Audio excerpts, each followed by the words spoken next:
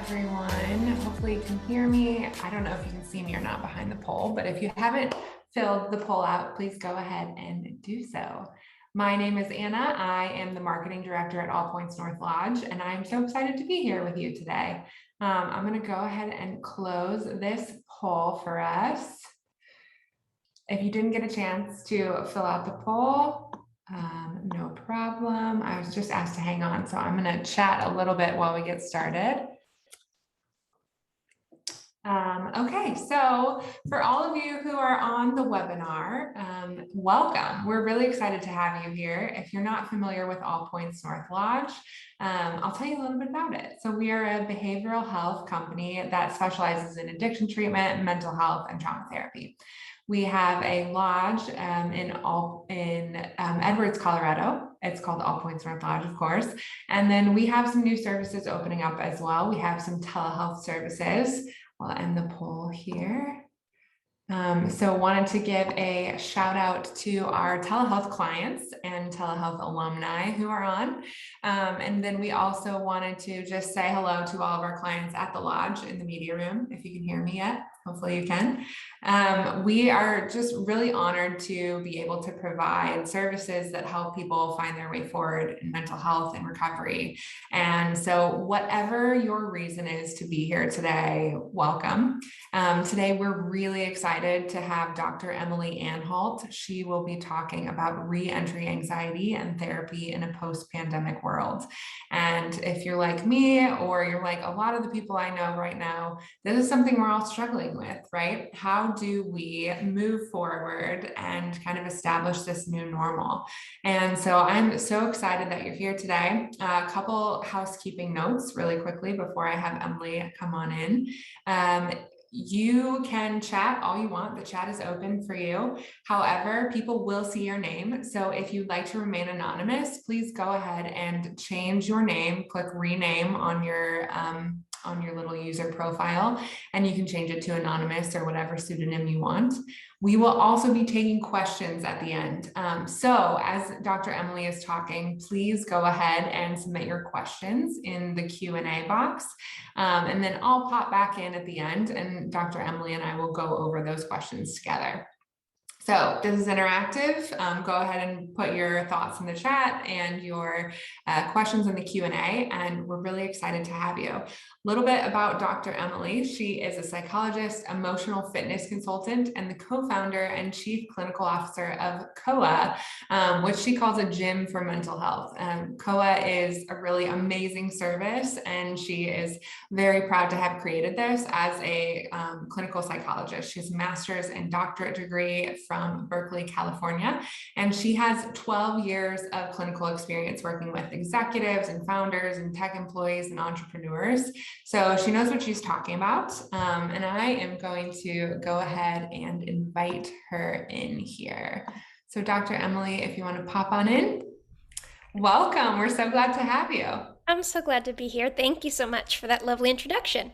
Yeah, absolutely. Okay, Dr. Emily, I will pop out and let you take it from here. And everyone, Dr. Emily.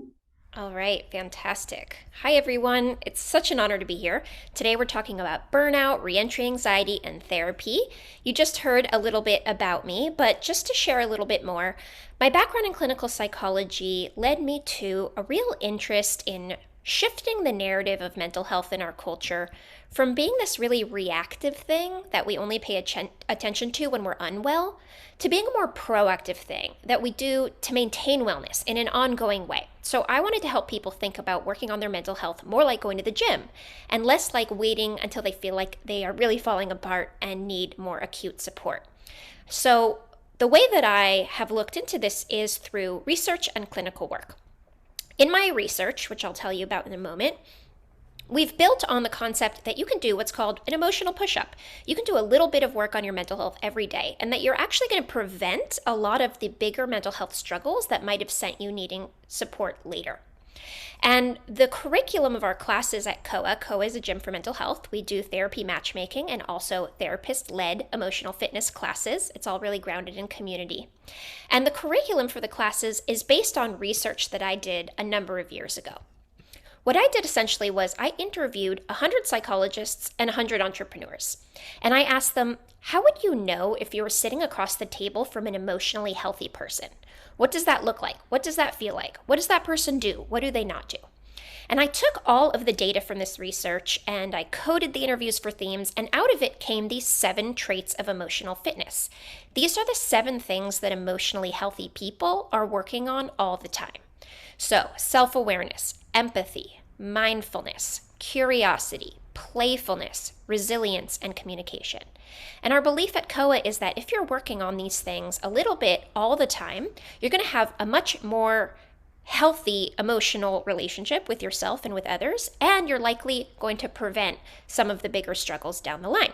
Just like if you go to the gym when you're young, you're going to be less likely to face some of the physical health struggles that people who didn't take care of their bodies when they're young face when they're older.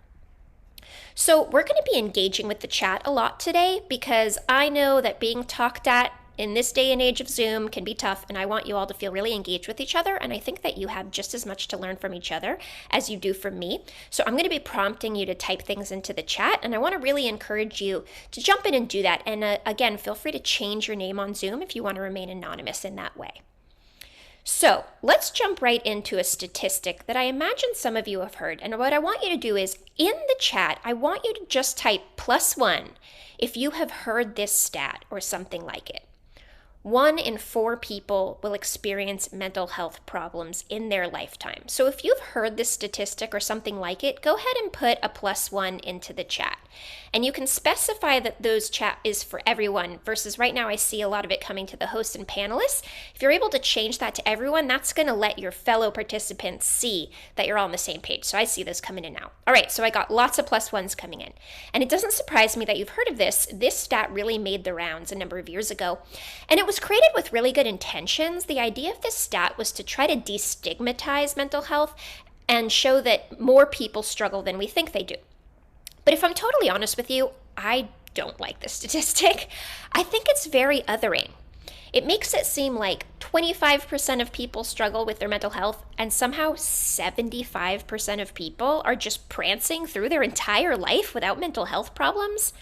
I just don't see it that way. It doesn't resonate with my experience as a human, as a clinician. So I decided to bust out my chart making skills and make a chart that I think is a little more accurate to what I've seen. So as you can see here, because we all have a mind, we all have mental health. And anyone who has mental and emotional health has mental and emotional health issues. We might not all be formally diagnosed with a particular psychological disorder, but we do all contend with the universal pain of being human. We all have existential angst to contend with. We all have mourning to do, whether we're mourning the loss of a person or a job or a path that we didn't take. And we're all thrown headfirst into this crazy world of adulting. And let's be real, the struggle is really real on that one. We're not really taught how to adult super well before we're thrown into it. So I think it's time we stop othering and stop trying to locate people on this spectrum where you either have mental health or you have mental illness, and we come to understand that we're all over that spectrum. All of us have healthy parts, unhealthy parts. All of us are healthy sometimes and less than healthy other times, and we all have work that we need to do. Now today in particular, I'm going to talk a little bit about what we'll be covering. The first thing is tips for managing anxiety, because I know the last 2 years have been all kinds of complicated and rough, and the one thing I'm seeing more than probably anything else is anxiety, because we're in this crazy time of uncertainty. Then I'll talk about preventing and managing burnout. This is another huge one. We're tired. We've been through a collective trauma together. It's really hard to stay motivated and do our regular work. So we're going to talk about that. We're going to talk about post-pandemic social worries. So how do we wade back into the social pool after 2 years of being out of practice?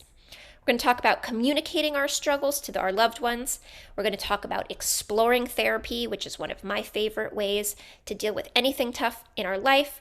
We're going to talk about what it looks like to support other people, and then we'll have that live Q&A. So as I'm talking, if you think of questions, please feel free to type those questions into that Q&A section, and we'll go over those soon. So we're going to do another poll here, and this is an anonymous poll. And what I want to know is, how are you feeling in this ever-changing new normal? Would you say you are living your best life right now? Would you say that you're doing fine? Would you say, I've been better? Or would you say, you know what, I'm actually really struggling? So go ahead and put your answers into that poll. And once we've gotten a critical mass of people who've answered, we're going to go ahead and share the results so that you can get a sense of where everyone else is on this spectrum. So I'll give you about 5 more seconds to get those votes in. We'll go 5 and 4, 3, 2, and 1. All right, let's see where we landed. Okay, we've got a nice bell curve here. We're all over the map, but most people are kind of congregating around saying, I've been better. And I have to say that's what I'm seeing. People are having really different experiences right now, but a lot of people just aren't quite living their best life or figuring out what this looks like now, what our life looks like moving forward. So, there we go. Let's dive into it here. And I'm sort of formatting this based on the kinds of questions that I get the most often. So the first question I get a lot is, Emily, I felt so much anxiety this year. How do I manage my anxiety and my anxious feelings? So the first thing I want to share is you are just so not alone here. Let's start with the fact that millions of people out there are also trying to figure this out. The thing about anxiety is it serves a purpose. It helps us prepare for uncertain futures. And this whole past 2 years has been really uncertain, which means our natural and healthy reaction to that is to try to get information and figure out what to do about that uncertainty and plan for anything that could come up. There's been dangerous stuff that we're contending with, so it makes sense that our minds are going into overdrive trying to prepare. The problem comes when we don't actually have a lot that we can do about a situation and the anxiety is no longer serving us, it's actually paralyzing us. And I'm seeing that a lot. So let's go through some of the tips that I have to manage anxious feelings. My first tip for you, first of all, is to have some self-compassion and make a little bit of space for yourself to grieve. It makes sense that you're anxious right now. You're not alone. It's a healthy reaction. And the truth is, I think I'd be a little worried about someone who got through this whole period of time and didn't have any rise in their anxiety at all, because that's the natural reaction. So the first thing to do is just give yourself a little bit of grace, a little bit of credit that you're doing the best you can with what you have. And then the grieving part is really important because I think especially for those of us who maybe didn't suffer any major losses, like if we didn't lose a loved one, if we didn't lose our job, it can feel hard to let ourselves really feel the weight of what we have lost. Because maybe you have lost some important smaller things, like being able to see your loved ones, like maybe you had to postpone an important event like a wedding, or maybe you just lost getting to see your colleagues in person. Whatever it is, these are real losses, and in order to move through even small losses, we do have to grieve. So give yourself space to feel sad and disappointed and angry and all of those things, because expecting yourself to just push right into the future before you felt your feelings is kind of unfair about how the human process works. The next thing I'm going to share is the number one best piece of advice I've ever gotten in my entire life. So I'm going to tell you the story of this piece of advice. A number of years ago, about 10 years ago, I had a loved one who was in the hospital. And it wasn't looking good. It was looking like I was going to lose this person. And I was so anxious. There was so much uncertainty. I didn't know what I was going to do. I didn't know how I was going to handle it. And a family friend came over. He was a psychologist and an oncologist. So he had a lot of experience dealing with loss and families of people who were dealing with loss. So I'm sitting with this family friend and I said, how am I going to handle it if this person dies? Like, what am I going to do? How will I continue to exist in this moment? And he said, Emily, the version of you that will figure out what to do if and when that terrible thing happens will be born into existence in that moment. And that version of you will have more life experience and more context and more information and more wisdom to know how to handle that tough thing. Expecting your present self to know how you're going to handle a future problem is not fair. You have to trust your future self to handle future problems. And your only job right now is to focus on what's true right now. Now, this piece of advice was so helpful in that moment, but honestly, I think about it all the time. Anytime I'm anxious about anything big or small, I remind myself, you know what? I have to trust my future self. She is going to handle this future problem. She is a badass. She's got this. And for now, all I'm going to focus on is what's true in this moment. So I hope that will bring you some comfort the next time you're trying to plan for something that you don't have all the information to plan for yet. My next suggestion is something I call a worry hour. So if your anxiety is kind of creeping into every moment of your life and it's just really hard for you to focus and do what you need to do, I recommend putting a time on your calendar. It can be once a day, once a week, once a month, whatever you need, where all you have to do during that time is worry. You can obsess, you can ruminate, you can write stuff down, you can just feel totally overwhelmed. But the rest of the day or week or month, when you're feeling anxious, you tell yourself, nope, that's 6 o'clock me's problem. She will worry about this thing. I'm just going to focus on what's right in front of me. And this really gives us a chance to still feel like we're thinking things through and tackling things without taking our focus away from everything else we need to do. The next suggestion is find your community and make time to play. Now, that kind of community connection might only be online right now if that's how you feel safe, but the point is that we need each other. We need people, and it's really hard to get through a tough time without our community. So find the people who understand you, who love you the way you are, who can commiserate with what you're going through. And after you've had a chance to really dive into your feelings with them, it's also so important to have some time for play and levity. Play is one of the first things that goes when we're stressed and overwhelmed, but ironically, play is one of the best antidotes to stress and overwhelm. So start your work meetings with an icebreaker game, or gather all of your friends for a game of capture the flag, or whatever it might look like to play in your life. Now, a general tip for anxiety is to focus where you do have control and breathe through where you don't. The thing about anxiety, you might have heard this before, is that anxiety is a little like a rocking chair. It gives you something to do, but you don't really get anywhere. So once you realize you're worrying about something that you don't have any control over, it's time to switch from planning mode to just meditation mode, taking deep breaths, bringing yourself back to this moment, trusting that future self. And where you do have control, you can do some planning. So for example, if you're really worried about COVID, then you can plan to have water and food in your house. You can plan to get your booster shot. You can plan for things that are in your control. But beyond the things that are in your control, we have to just breathe and let it be however it might be, and trust that we will handle whatever comes up. Now, my whole approach to mental health is the importance of a proactive mindset. We tend to wait until we're really struggling to try to get any support. But in a way, that's a little like waiting until you have early signs of heart disease to do cardio. At that point, the cardio is not going to have the same kind of effect. So when things are going mostly well, that's a really good time to invest in mental health and emotional fitness resources. Start a meditation practice. Meditating is hard to do for the first time when you're really panicked. But if you've been meditating every day when things are mostly fine, then when you do feel panic, you've already created that space within yourself that you can tap into. Therapy also, when you're going through a crisis, that's a good time to reach out for therapy, but it can be hard to deal with a crisis and build trust with the therapist at the same time. So by going into therapy when things are mostly okay, you build a relationship, you start to get to know yourself well, you recognize your patterns, you develop tools, and then when you hit a tough roadblock, you already have a lot at your disposal that you can draw from to get through that tough thing. So what I want everyone to do is go over to the chat, and I want you to type into the chat, what is one thing that brings you comfort?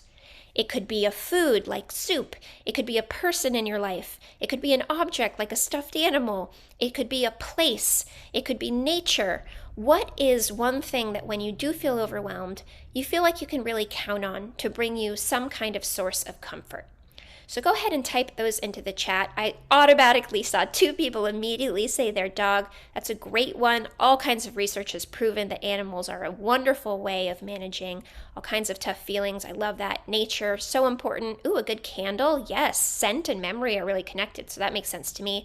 Music is a great one. One of the ways that I'm proactive is when I feel mostly okay, I make playlists that I think will bring me comfort when things aren't okay, and then boom, the playlist is available to me. So these are fantastic. Walking on the grass outside, surfing, dogs, nature, family, music. These are so beautiful. Please keep these coming because you all might be able to get ideas from each other of other things you can turn to for some comfort. So with that, let's go to the next question I'm getting a lot, which is, Emily, I feel exhausted all the time. How do I manage feelings of burnout? So I think about burnout a little similar to the way I think about putting gas in a car. Being mentally healthy is sort of like making sure your car has a full tank of gas. But most of us tend to wait until we're running on fumes to pause and recharge and refuel. The problem with that is if we hit an unexpected detour or a roadblock, like a global pandemic, we sputter out, we run out of gas. And when you run out of gas, it's a lot more trouble than just keeping gas in your car, right? To keep gas in your car, you just stop at a gas station every once in a while. But when you run out of gas, now you have to call AAA or walk to a gas station. You might have damaged your engine. You have to get that fixed. It ends up being a lot more trouble than if you had just kind of paid attention to it along the way. So one big suggestion I have about burnout is to think about it as proactively as you can. Prevention is key. So what do I mean by prevention is key?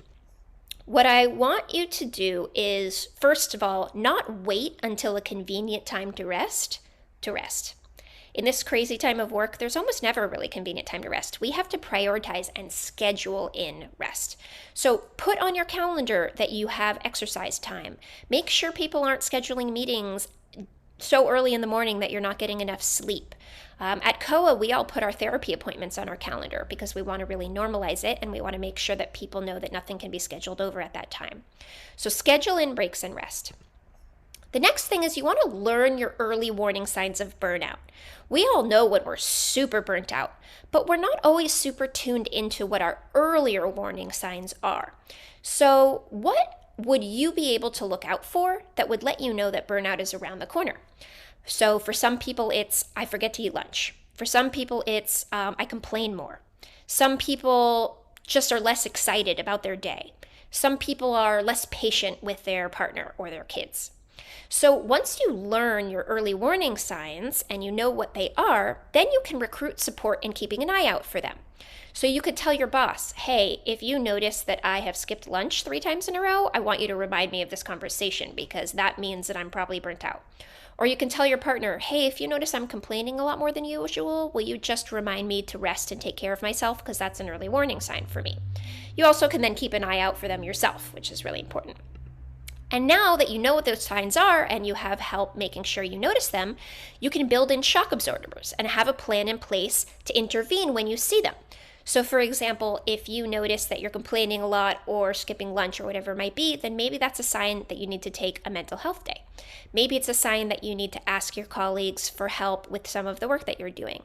Maybe it means you just need to spend an hour walking outside with your dog.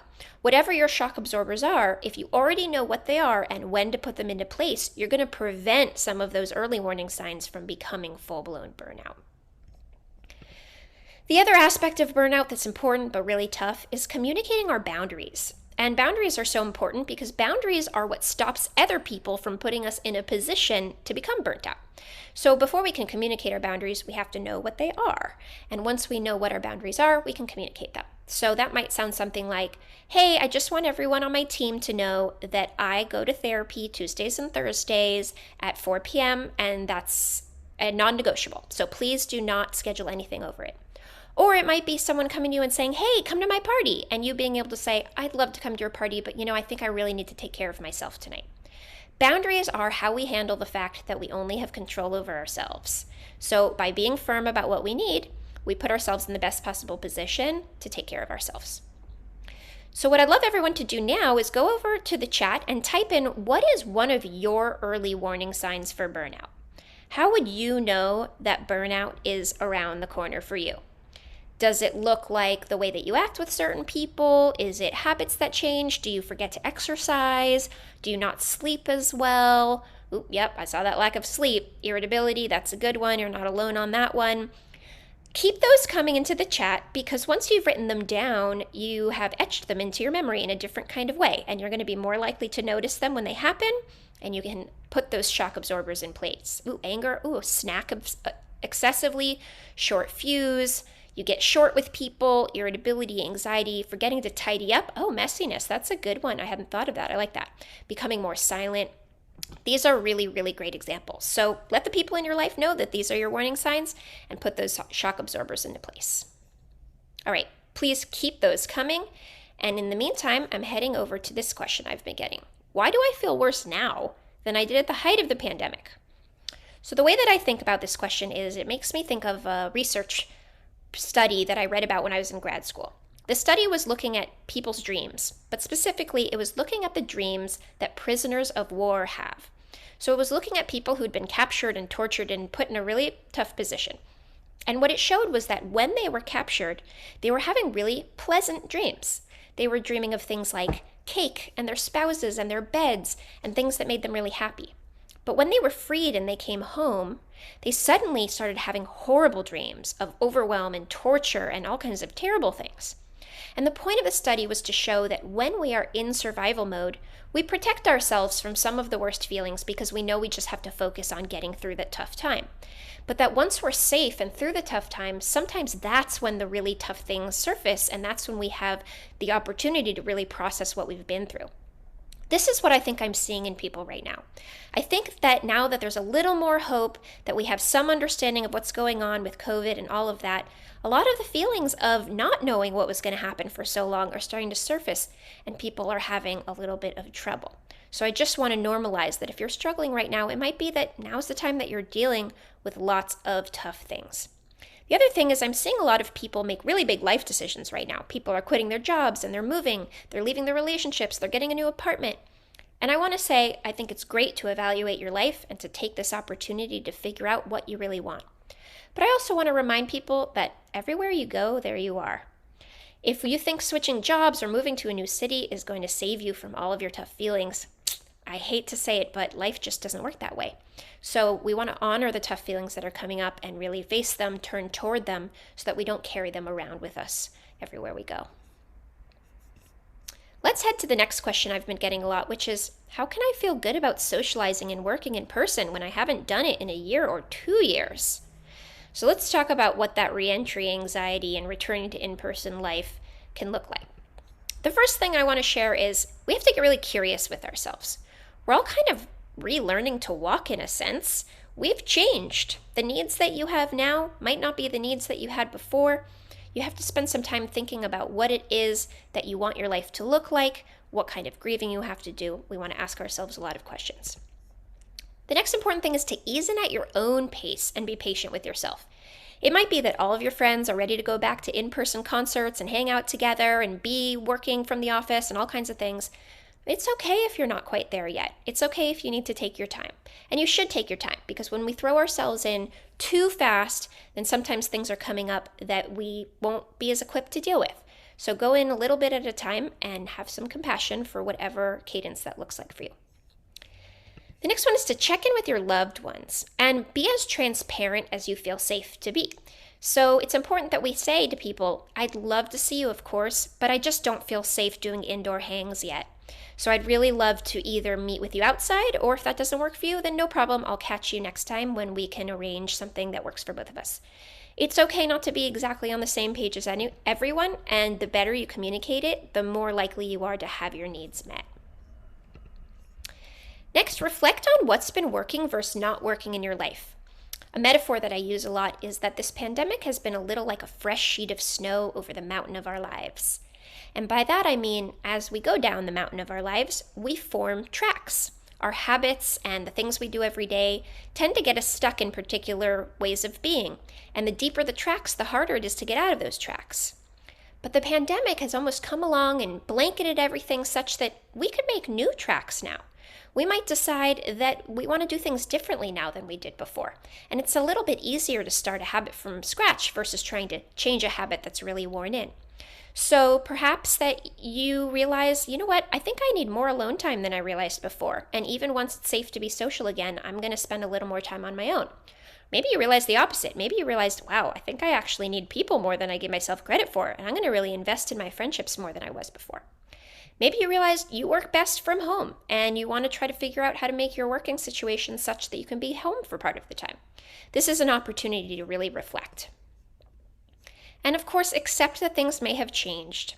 I don't believe that we'll ever go back to how things were, but we can move forward, we can learn lessons, and we can figure out how to go into a new kind of normal. And then a reminder to find time to play, because that is really important. So what I want everyone to do now is I want you to go into the chat and share what's one thing that you've done or learned, whatever it might be over this past 2 years, that you want to carry with you into the future. Maybe it's a new routine or a new habit. Maybe it's something you learned about yourself. Maybe it's a person you spent more time with. Maybe it's a different way you prioritized your time. So, for example, one thing for me is I don't think I'm ever going to wear uncomfortable shoes ever again. Now that I've seen how much better it feels to be comfortable, that's one thing I want to bring with me. So I would like to see what are some of the things that you all would like to bring forward with you into this new time that we're working for you, or it could be something you want to change and do differently moving forward than the one that you were doing before. So I'll give you a moment to do that. Oh, work-life balance. Katarina, that's a fantastic example. Work-life balance is a really big one. What does it really mean? Hard to say, but it is an important one to strive for. Sweatpants every day, I feel you on that one. So while you are continuing to throw those in, taking me time, I love that one. Let's go to this next question, which is, are there any silver linings to this past year and a half or 2 years? Is there any reason why this has been a good thing? And I would say that while it's tough to sometimes to make good out of a time that has been really traumatic to people, I sometimes think that things have to be ruptured in order to be really well repaired. There is a metaphor I use a lot, which is I think going through tough things in life is a little like exercise to a muscle. When you think about what exercise is actually causing damage to your muscle. It creates little micro tears in your muscle. And then your body comes in and it repairs those tears, and it repairs them stronger than they were before. But the important thing when you exercise is repair. You have to drink enough water, you have to eat well, you have to sleep. You can't exercise so much that you're not letting yourself have time to heal. But if you do prioritize that repair, you actually end up stronger. Now, I think the same is true for going through tough things. When we go through tough things in life, if we prioritize healing and repair, if we process how it's felt to us, if we meet with other people who get it, if we honor our feelings, then actually we sometimes end up stronger than we were before because we know we can handle tough things. So I want to encourage all of you to prioritize repair in your life. That might look like therapy, that might look like community, that might look like taking up a habit like meditation or journaling, so that we can move into the future maybe even stronger than ever. I think we have a really important opportunity here. I talked to you a little bit about the fresh sheet of snow metaphor. Another thing to think about is take note of who you invested your time in this year. This has been an interesting one for me because nobody has had as much space for the people in their lives as they normally would these past 2 years. And so a lot of people have really zoned in on the people who are most important to them, who they want to spend their Zoom energy on, etc. So think about that. Who did you invest your time in? Maybe you would want to make sure that you keep investing in that relationship as you move forward. Who showed up for you? How can you continue to let go of relationships that aren't serving you and invest in the ones that are? Balance your needs for social alone time, because you might have discovered that spending time alone is good for you, or maybe you realize you need people more often. Reflect on what you want that to look like. Support your community. These past 2 years have further revealed this immense disparity between those who have privilege and those who are wildly underserved. So maybe we can think about what can we do to support our community this year? How can we support people who were not given the same advantages that we were? And then one that I think has been really useful for me is take this time to reset your device use. We have all been spending way too much time on our devices. This might be a good time for a digital detox, a time to reset the amount of time that you're spending staring at a screen. We have an addiction to our screens like any other addiction, and it's likely that it's going to take some real work to develop a healthier relationship with technology, and now is a good time to start that. And of course, cultivate those non-work hobbies. This year has seriously blurred the line between our work and our personal life, but work can't and shouldn't be the only place that we put our passion and energy. So think about what else in your life lights you up and make sure to prioritize it. So let me see if everyone would throw into the chat, what is one of your non-work hobbies? What is one of the things that you do that has nothing to do with your job that really brings you a lot of joy? So for example, I love to cook. And really I love to cook because I love to eat. And I love the idea that I can put time and effort into something and then absolutely benefit from all of that hard work with a lovely meal. So one of the things I want to make sure I keep doing, even once I'm out and about in the world again, is to cook. So I'm seeing riding horses, game nights, swimming in the ocean. Oh yeah, swimming in the ocean. Hell yeah. Surfing, cycling, tennis, building furniture, concerts. These are so fantastic. Let's not let these slip away once work becomes, once work comes along with commutes and all of the things that can make it kind of bleed into the rest of our life. Okay, so now let's move to the idea of therapy. It's been a tough year and I've been wanting to try therapy, but I'm not so sure it's for me. So let's talk about some of the misconceptions and stigmas about therapy. I think a lot of people out there think that therapy is just for people who are really struggling or in crisis. But I think actually that therapy is for anyone who wants to better understand who they are in the world, anyone who wants to improve their relationships and get to know themselves better, to heal from things they've gone through, and to give themselves tools to move forward toward a more authentic and satisfying life. No world-class athlete ever reached their full potential without a coach. Why do we expect to reach our full potential without the support of someone like a therapist? So let me tell you some of the benefits that I've seen in therapy. First of all, it's a really unique and confidential space. I hear people say sometimes, oh, I don't need therapy because I have my friends. But you know what? It's not the same thing. In therapy, you have a person who is really there to reflect things back to you that might be hard for you to see, and who doesn't have the same investment in your choices that your friends do.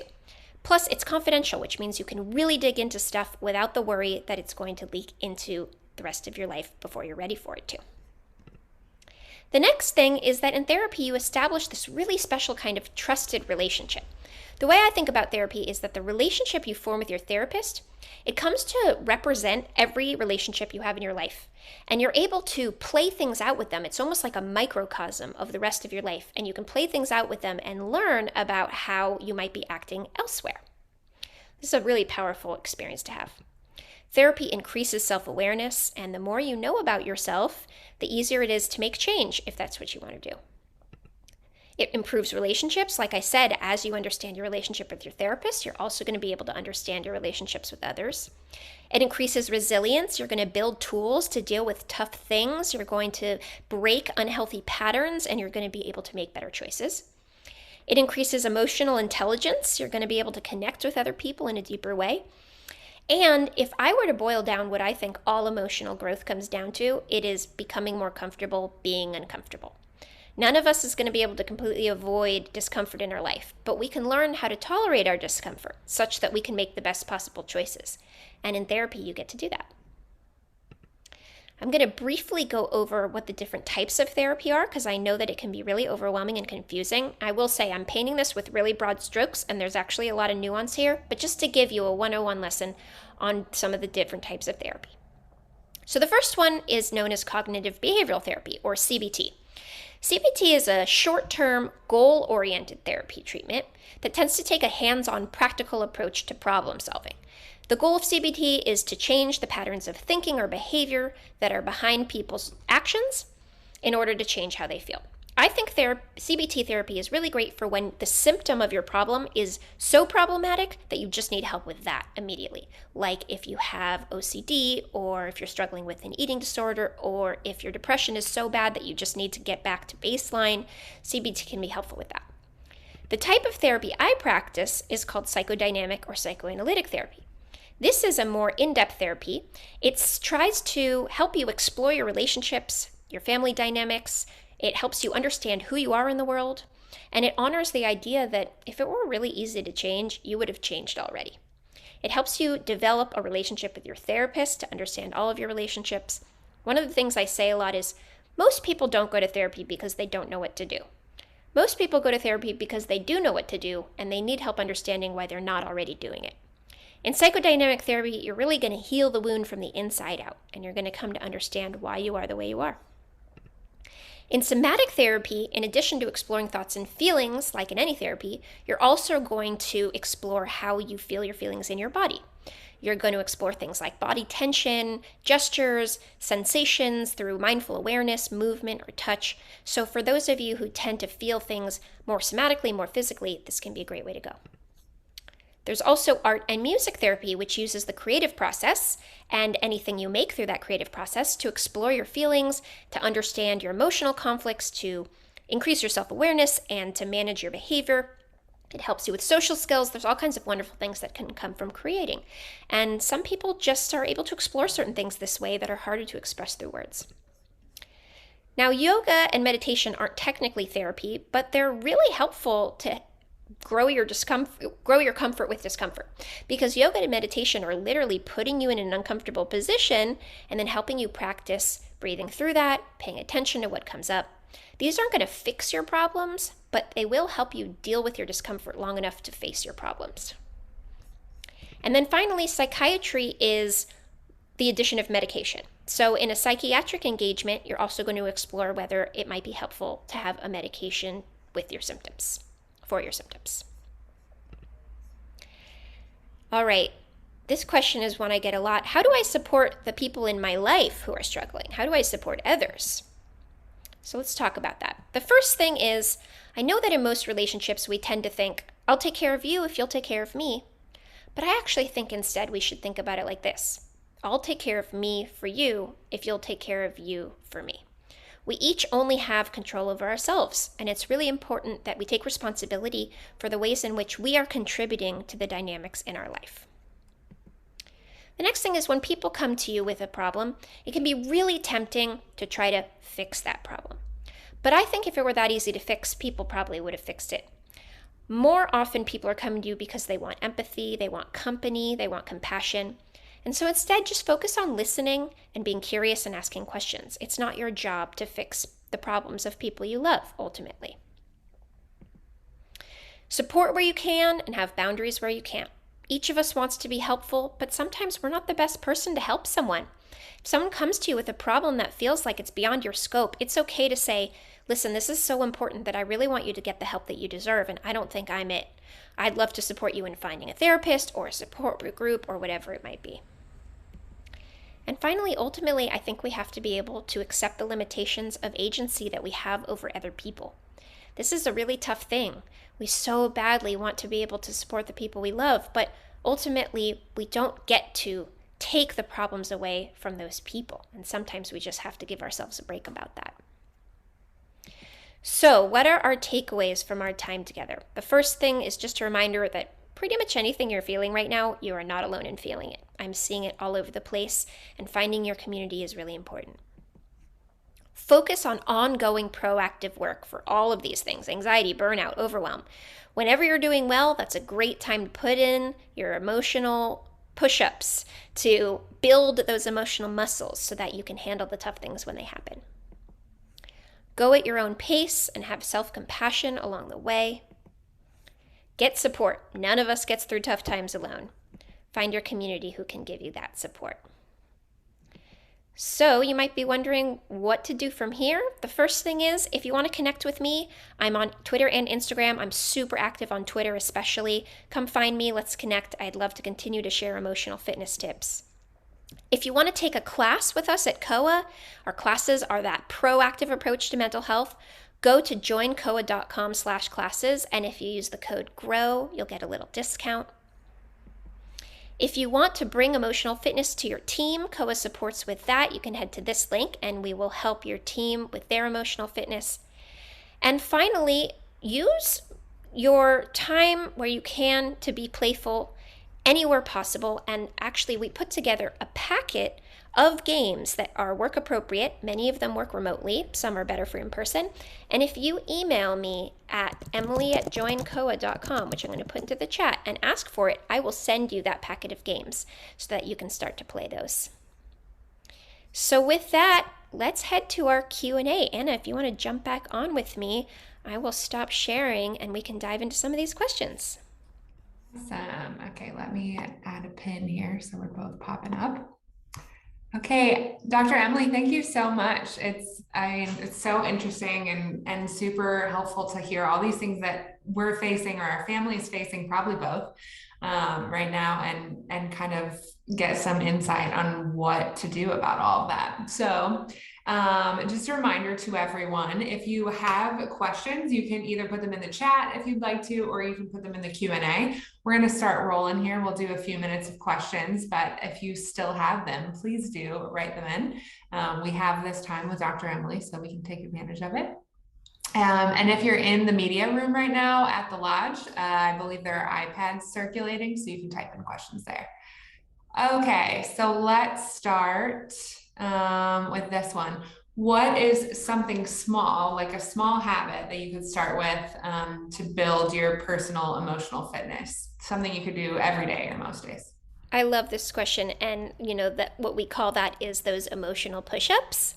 So let me walk you through some of the emotional push-ups that I think can be really useful. So one of them is just journaling at the end of every day, because we are a lot better at seeing patterns when they're written down in front of us. Now, there's a particular kind of journal I really love. It's called a line a day journal. You can get them on Amazon.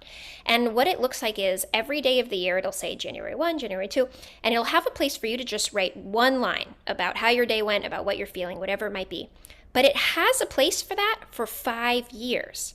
So you would write one line a day every day, and then you'd start over again the next year and you'd write one line every day. And at the end of 5 years, you can see how you have felt on that day for the past 5 years. And it's really powerful because you'll be like, oh, wow, I always seem to be really stressed the week before Thanksgiving when I go home and see my family. That's interesting. That's good for me to know. Or you might be able to see, I tend to be more creative at this certain time of month. Maybe I should capitalize it, or whatever it might be. So journaling is a quick little emotional push-up you can do. Another one is something that we call a self-esteem file, which is anytime you get a piece of positive feedback, someone says something lovely about you, a customer says something good, or a loved one reaches out and tells you why you're so great, write it down, screenshot it, put it into a folder, and put all of that in the same place so that when you're feeling low, you have this evidence that that harsh inner critic that's telling you you're not good enough is not the whole story. I know that might sound a little silly, but I've been keeping a self-esteem file for 10 years, and it is very compelling when I'm feeling low to look at 10 years worth of data that shows that I've made a difference in people's lives and that whatever I might be feeling in that moment isn't the whole story. So I think that can be a great one.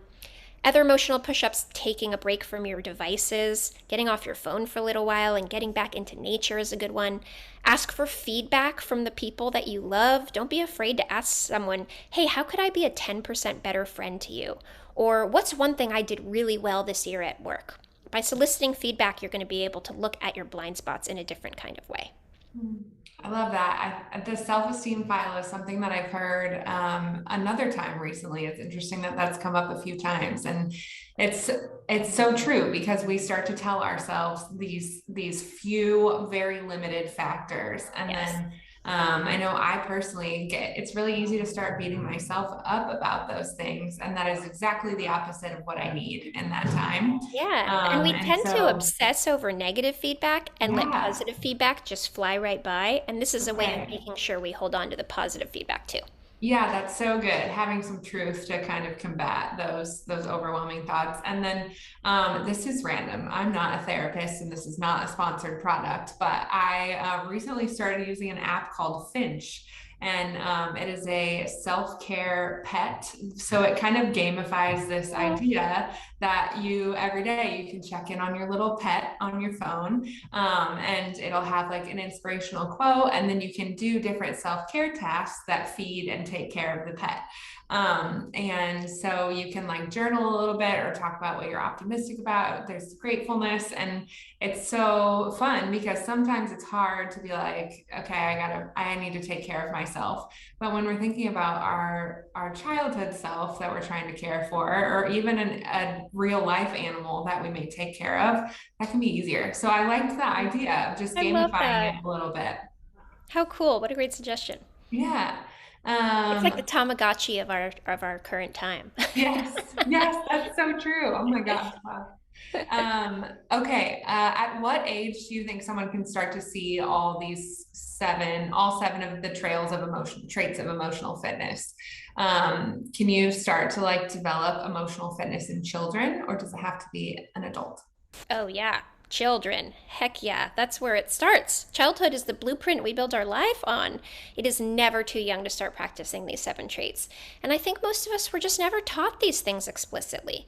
I think in our culture, there's this idea that you're just going to somehow learn everything you need to know without really being told about it, somehow by your parents, but our parents were not necessarily equipped to teach us these things either. And I Mhm. think that we really can help kids pause and feel their feelings and learn about themselves and communicate what they need and communicate what they're going through. I think we can remind kids that when a tough thing happens, they have to grieve before they can move forward.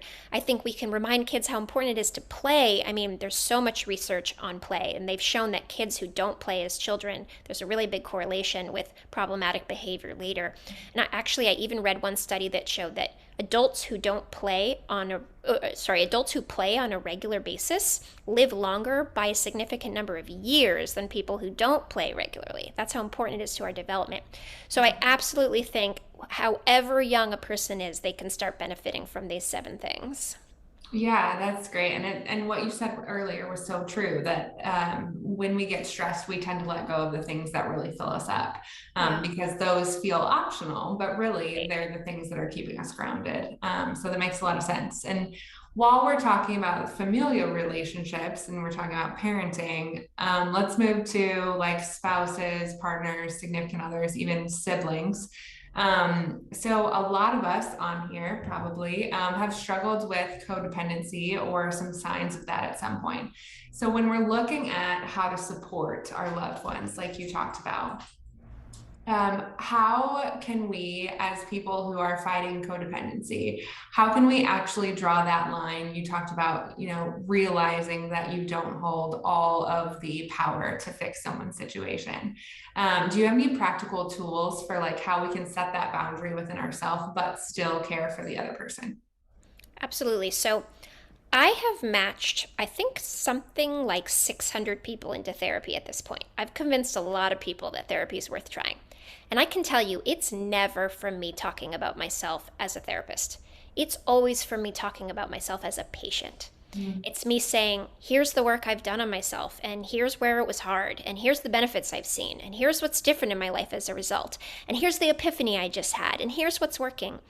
And that's very compelling to people. It's much more powerful to see someone do their own work and watch it come alive in them than it is to be told by them that you should do your work. So for people in any kind of relationship, rather than telling someone else what they should go do, you should go do it. We should each do it ourselves and do it out loud. Do it transparently. If you feel like your partner needs to go to therapy, I promise you'll also benefit from therapy. You should go and then tell your partner about why it's so useful for you. Or if you think your partner needs to exercise, then the best thing you can do is exercise, and you can just talk about how good it makes you feel. Ultimately, though, we can't force anyone to do anything. We can only invite them. We can only support them. And if you put in all of the effort you possibly can to do your own work first, and the people in your life are not able to follow suit in a way that's not healthy for you, then that's where boundaries are our only choice. And sometimes that means that we have to put some space between ourselves and those people. But don't underestimate just how powerful it is to do your own work and talk about it and be patient and support the person in exploring the work themselves, because it really does work a lot of the time. Yeah, that's great. Okay, so I have one more question on that sort of topic, and then we'll shift to some of the more therapy questions. Okay. So one of our clients at the lodge says, I'm not sure where to find community. I feel kind of like a loner, but being part of a group sounds fun. What is your take? And maybe if you could give some advice, how would you go about finding community when you haven't had it? So they've shown that there are 3 conditions that naturally form friendships. When these 3 things are present, friendships are more likely to form in a natural way. The first one is proximity, so being in the same place at the same time. The second one is repeated unplanned interactions. So that would look like if you go to work with someone or school with someone, or if you're in, a club that meets once a month. And the third one is a setting that allows for letting our guard down. This is why college is often a time when people make so many friends. You're in the same place at the same time, you're all feeling kind of vulnerable because you've left home, and you are near each other. And so a lot of friendships can come out of that. Now in adulthood, these conditions don't show up as naturally. It takes a lot more effort for us to make friends than it sometimes can in other parts of life. But these conditions can be created. So for example, meetup.com is this great site where you can find groups of people who have similar interests than you, and then there are these pre-planned events that you do with them. And it gets so specific. Like I recently saw on Meetup that there's a group for HR professionals who have corgis and love the beach. And so once a month, all the HR professionals with corgis in San Francisco meet at the beach and they all play and get to know each other. So you can find people who have interests and find a way to see them regularly because a friendship needs time to form. The other thing is, one of the reasons at COA that we believe mental health is community based is that it's hard to be vulnerable all by ourselves. And, when you go to the gym, you have to lift your own weight. But it's a lot easier to lift that weight if there's other people who are also lifting weight near you, who can spot you and encourage you. And so I think working on yourself is a great way to find community. Find other people who are also invested in that same kind of work. And then finally, I would say this is a tough time to be making friends. Do not be hard on yourself. I've heard it across the board, even from really socially competent people who normally don't have trouble with it, that we've all been so isolated. We're out of practice. We're kind of forgetting how to people. We have to kind of ease back into it. And as you feel safe to do it, try a bunch of different things. Let friendships form over time. Yeah, that's so good. And it's interesting to see where friendships can pop up. And Yeah. so I know there are so many Facebook groups, for example, that can be super toxic, but there are also Facebook groups that have Hmm. beautiful recovery communities, beautiful mental Yeah. health support communities. And I think I get to peek into some of those sometimes as I'm marketing mental health and trying to gather information. And I'm in this one group for recovery or women in recovery on Facebook, and the way they support each other is amazing. And then they make great friends, and then they meet up in I the love location that. that they live near. And I think it's beautiful the way Don't be that community can don't be form. afraid to make the ask too. Like if you're Yeah. out and you're really jiving with someone, I know that it's kind of takes a lot of courage, but to say something like, "Hey, I've really had fun talking with you. Can we just exchange Instagram information or if you ever want to grab coffee sometime, here's my number." Like it's requires a little more effort on our part, but you'd be surprised how often people are relieved and excited to have a way to continue the connection. Yeah, that's so true. Okay, couple therapy questions Yeah. now. One person says, should we intend to be in therapy forever for maintenance, or do we graduate therapy? So there is no therapy out there that is meant to lock you in for life. There are people who are in therapy for years and years and years. I did 8 years of 3 times a week therapy. And even then, I probably could have kept going. There are people who are in therapy for 20 years. But the goal is not to keep you in therapy. It's about helping you, what we call internalize the things that you need, such that you don't need to be in the therapy in order to use those tools. So, a comparison I would make is ideally when you're young, your parents teach you things and you practice them with your parents until the point that you don't necessarily need your parents to be able to know those things and do those things. And really, it's a similar goal in therapy. It can take a little bit of time, it can take a lot of time, but at some point, there'll be things that it felt like you could only do with your therapist or while you were in therapy that you'll eventually be able to do without. The choice of how long to stay in therapy is a discussion to have with your therapist. And it can look like lots of different things for different people. But at some point, you'll go from thinking, I don't know how I could ever not be in therapy, to suddenly like, I wonder what it would be like to take a break. And at some point, it'll feel like the right thing. The ending is a really important part. You also can always go back again. Like therapy is a thing that you can duck back into whenever you're going through a tough time. There's this person who knows you well. So there isn't one right way, but I promise you it's not meant to be a trap. And if you give it a try, you'll get to collaboratively decide how long it's right for you. Yeah, and I think on that note too, we had someone, and this is a little bit more sensitive of an issue, but I think it's important to address. And I messaged this person back and said, I think context is helpful, and we want to address this well. But I'd love to throw it up to you and see where you can start.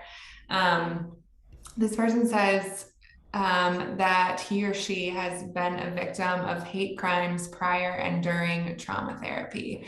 And so they're really struggling with the problems in America right now, systemic problems, and even some hate directed towards immigrants and refugees. So they want to know, like, why should they try therapy again if they've been hurt? And I think that's a good question for this specific person and for people in general. What about if you've been hurt by your therapist, or you've been too hurt by people to trust? How do you get the courage up to start, and is it worth trying? Well, I can say there's really nothing more painful than being hurt by a person who is supposed to help us.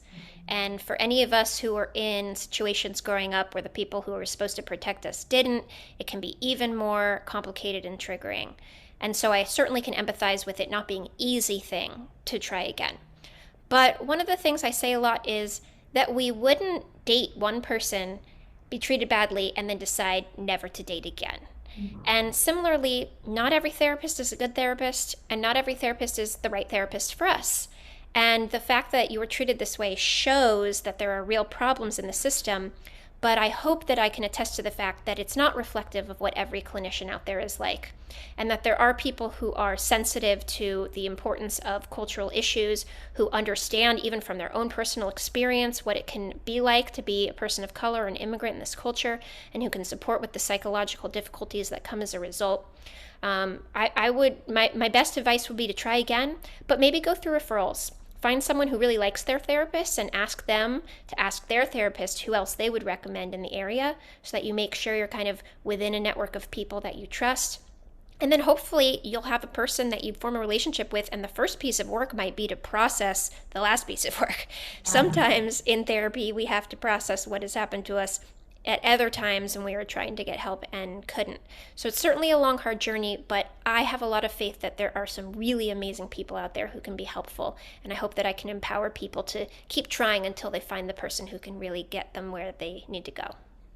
Yeah, it is. It's one of the beautiful things about, like you said, you wouldn't keep dating or you wouldn't stop dating because you dated one or even two or three toxic people, right? There are still healthy relationships out there. And I think the right person will really understand and be able to process that with you. And it's one of the powerful things about Join COA and being able to match people with different therapists. And then one of the powerful things about APN is that we have like 20 or 30 therapists now. There are people who are going to get you. Not everyone is, and so there's some vulnerability when you first start. But yeah, I'm a big proponent of calling and trying to talk, see if that therapist will talk with you for 10, 15 minutes. Yeah. See if there's that, like, therapeutic spark there, and if you feel like, is this person going to understand? You don't always know for sure, but you can get a little bit of a feeling over the phone to see, or over a message or whatever. And yeah, you can also search on, when you're looking at psychology today, if you don't have friends that go to therapists, you can click on certain characteristics. So they could be specialized in LGBTQ therapy, for example, or specialized in your religion or your ethnicity, or a certain therapy. So there are boxes you can check. Even if you don't have friends with referrals, that will at least narrow it down a little bit for you, so that you can approach it with a little bit more confidence, especially if you've been hurt before. Absolutely. Well Yeah. said. Awesome. Okay. We don't have time for all the questions, but I'm going to wrap up with this one. And if you have not gotten your question answered and you would like to, you can certainly email Emily at joincoa.com, or you can email us, info@apnlodge.com, and we'll be happy to continue the conversation with you. More than happy. But I want to wrap up with this one because I feel like it's really relevant to what we've been chatting about, and is something I've experienced even. So I thought it was interesting that it came in. What do I do about feeling guilty talking about my own unhappiness on others? Because I know we're all struggling. And then I would also offer, that's the question, but I'm going to offer the flip too. When you're feeling happy and you know that people in your life are feeling down, how do you not feel guilty about sharing your happy things too? I wish there was a perfect answer here, but the truth is, we have just gone through a collective trauma together with a bunch of people, so it is really hard. I know that I was not trained explicitly in grad school how to support people through a global pandemic that I was also going to be experiencing at the exact same time. It's very complicated. Seriously. Yeah. But to me, this is why this is such a great time to look into therapy, because that's someone whose job it is to hold space for you. And that person is likely to have their own therapist who's holding space for them. And that space that you have with them can really be about you, and you can suspend your feeling that you have to take care of them and really focus on yourself. I think that part's important. The other thing I'd just say is there's a lot of power in letting someone consent to supporting you. So going to someone and saying, hey, I'm having a really hard day and I'd love to talk about it, but I want to check in. Is this a good time for you? Do you feel like you're in a space to support me right now? And let them tell you. Let them say, like, you know what, it's actually not. I'm struggling right now. Or maybe they'll say, actually, yeah, I'm having a good day. Let's get into it. I want to support you.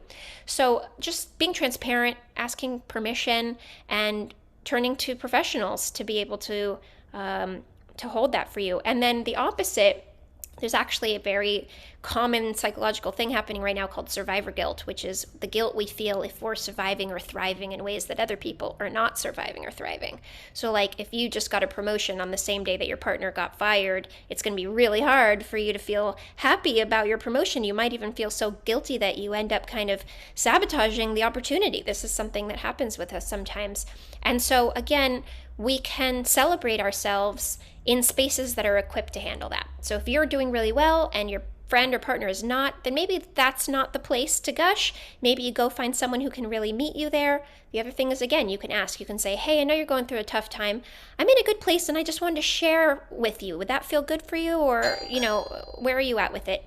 And you can give them a chance to kind of opt in or out in that way. But I would say it's important that we do lean in when we're feeling good and ask for support when we're not feeling well, because every single person will have spaces in both. So yeah, so good. Such great advice. One of my colleagues just put in the chat, phenomenal advice. And I agree. I think we will all find ourselves in one of those two positions, probably both. And so to be able to know how to give support and express happiness and then ask for, is this an okay time to share? I think that's so good. I also, in the interest of being transparent and have boundaries, I heard that you said that anyone with questions can email me. I want to share that because I'm a clinician, I actually cannot field clinical questions in my email. What I really want is for people to get the support they truly deserve. So if you have something that you want to dig into, please, you can go to joincoa.com/therapy to help be matched with a great therapist. You can connect with me on social media, and I tweet about this stuff all the time. And it sounds like APN has such amazing resources and is open to fielding the questions that you might have. So I just wanted to be clear about that so nobody gets dropped. Yeah, thank you for saying that. I appreciate that. And that's totally true. Yeah, if you're ready to go to therapy, APN or Join COA can certainly hook you up with a therapist. And yeah, we can field some of those questions, some of those more specific questions. If you want to talk to our contact center team, you can call us. There's a number on the website. You can call us and you can talk to one of our admissions specialists. They're in recovery, almost all of them, I think, themselves. So they know what it's like to go through some of this, and they can certainly walk you through any questions that you have, things that you're struggling with, or try to figure out if this is the right time for therapy or what kind of therapy can help. So we'll get you covered across the board. Yeah, we'll get you covered across the board. And I just want to thank you, Dr. Emily, for being here. It's been true. I knew it was going to be good, but it's been really amazing to have you.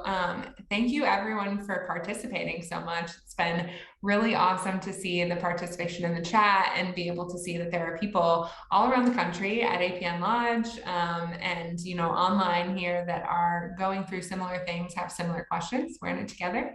And yes, this conversation will be on YouTube tomorrow. So you can keep an eye out on our YouTube channel, APN Lodge. You can subscribe to our channel and then share this with other people. I am positive that you are not the only one in your life who will benefit from some of the information that has been shared here today. So in the interest of time, we will wrap it up. Thank you again, Dr. Emily. It's been amazing. And thank you for everyone for joining. Anna, you're such a gem. Thank you so much for having this conversation with me, for bringing me on. This community is lovely and wonderful, and I look forward to being in touch. Oh, love it. Thank you. All right, everyone, have a great day. Happy early Thanksgiving. And we're here for you if you need us. Bye. Bye.